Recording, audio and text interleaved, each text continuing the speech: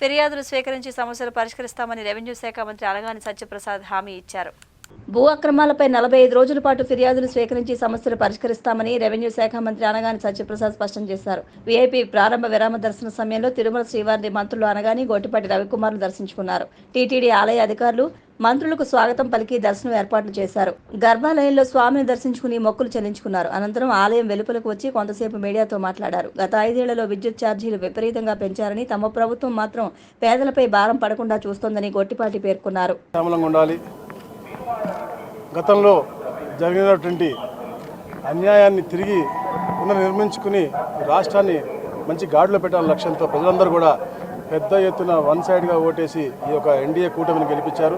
గౌరవ ముఖ్యమంత్రిగా చంద్రబాబు నాయుడు గారిని గెలిపించారు. అందుకని మనం చూస్తూ ఉన్నాం, ఈ నూతన ప్రభుత్వం ఏర్పాటైన తర్వాత కూడా తిరుమలకు కూడా ఎప్పుడూ లేనంత విధంగా ప్రతిరోజు 1,00,000 మంది మొక్కులు తీర్చుకుంటూ ఉన్నారంటే అది ఈ ప్రభుత్వం రావాలని చెప్పి ఎంతోమంది కోరుతా ఉన్నారు. తప్పకుండా రాబోయే రోజుల్లో ఒక సుభిక్షమైనటువంటి మంచి పరిపాలన ఇవ్వడం కోసం ఏదైతే మనం గత 5 సంవత్సరాలు నష్టపోయామో, 30 సంవత్సరాలు వెనక్కి వెళ్ళిపోయిందో రాష్ట్రాన్ని దాన్ని పునర్నిర్మించుకుని మళ్ళా మెరుగ్గా ముందుకెళ్తూ భావి తరాలకి మంచి చేయాలని చెప్పే లక్ష్యంతో ఏదైతే గతంలో 2020 విజన్తో చంద్రబాబు నాయుడు గారు ముందుకు వచ్చారో ఈరోజు డాక్యుమెంట్ 2047తో ముందుకు వస్తూ ఉన్నారు. రాష్ట్రమే కాదు దేశం కూడా రాబోయే రోజుల్లో ఒక ఉన్నత శిఖరంపై ఉండాలనే లక్ష్యంతోనే చంద్రబాబు ఆర్నిషులు కృషి చేస్తూ ఉన్నారు. అలాగే మేము కూడా మా డిపార్ట్మెంట్ తరఫున కూడా ఏదైతే రెవెన్యూ సదస్సులు పెడతా ఉన్నామో, ఎందుకంటే గత 5 సంవత్సరాల్లో ఈ రాష్ట్రంలో ఉన్నటువంటి అన్ని భూములు అన్యాక్రాంతం అయిపోయినాయి. అన్నిటికంటే ఎక్కువగా రెవెన్యూ సమస్యలు వస్తూ ఉన్నాయి కాబట్టి 16వ తారీఖు నుంచి ఈ కార్యక్రమం 15 లాంచ్ చేస్తాం. 16 నుంచి 45 రోజుల పాటు ఎవరు ఎక్కడ ఎలాంటి అన్యాయం గురైనా కూడా వారు అక్కడ అర్జీలు ఇవ్వచ్చు. 7 అధికారులు ఉంటారు. దాని తర్వాత మరి ముఖ్యంగా 45 రోజులు దీన్ని పరిష్కరించడానికి కోసం.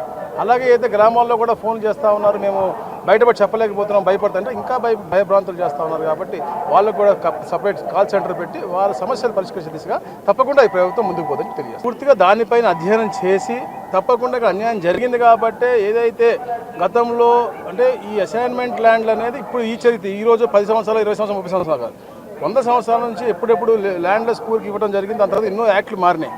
వీళ్ళు యాక్ట్ను దుర్వినియోగం చేసి ప్లస్ వాళ్ళ ఇష్టానుసారంగా ఎవరికైతే ఊళ్ళో నచ్చలేదో వాళ్ళ భూములు కూడా 22Aలో పెట్టి బ్లాక్ చేయటం, మళ్ళీ వాళ్ళ 20%కే కొనుక్కోవటం, అలాగే ఫ్రీ హోల్డ్ చేస్తారని చెప్పేసి కూడా గతంలో ఏదైతే 596 జీవో తెచ్చారు దాన్ని కూడా ముందు ఉన్నటువంటి వాళ్ళందరూ కూడా 10% 20% ఇచ్చి వాళ్ళకి అన్యాయక్రాంతం చేసినటువంటి పరిస్థితి అన్నీ కూడా మాకు వచ్చాయి. కాబట్టి ఈ రోజున మేము 3 నెలల పాటు దాని మీద అధ్యయనం చేద్దామని చెప్పేసి పూర్తిగా ఈ రిజిస్ట్రేషన్ అన్ని కూడా ఆపేయడం జరిగింది. తప్పకుండా కేస్ బై కేస్ మా కలెక్టర్లు ఉన్నారు, ఎంఆర్ఓలు ఉన్నారు, ఆర్డీఓలు ఉన్నారు, దాని తర్వాత CCLA ఉన్నారు, దాని తర్వాత చీఫ్ సెక్రటరీ గారు వాళ్ళందరూ కూడా చూసుకుని ప్రభుత్వం దృష్టికి వచ్చిన తర్వాత అన్ని కూడా క్రమక్రమంగా అన్ని కూడా క్రమబద్ధీకరించి పేదవాడికి న్యాయం చేయాల లక్ష్యంతో చంద్రబాబు నాయుడు గారి ప్రభుత్వం ముందుకెళ్తాం. Thank you. ప్రభుత్వంలో మఠం భూములు కూడా భారీగా ఆక్రమణకు గురైనాయని చెప్తున్నారు. డెఫినెట్గా జరిగినాయని చెప్తున్నాం మేము కూడా.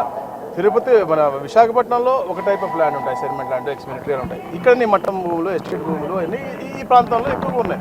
అన్యాక్రాంతం అయ్యింది. గతంలో మేము అసెంబ్లీ కూడా చెప్పాము, దానిపై అధ్యయనం చేస్తా ఉన్నాం. ఇక్కడ కూడా పెద్ద పెద్ద నాయకులు, మాజీ మంత్రులు ఇక్కడ ఉన్నటువంటి కాలనీస్లో మఠం భూములు తీసుకుని రోడ్లు వేసుకోవడం ఇవన్నీ కూడా మా దృష్టికి వచ్చినాయి.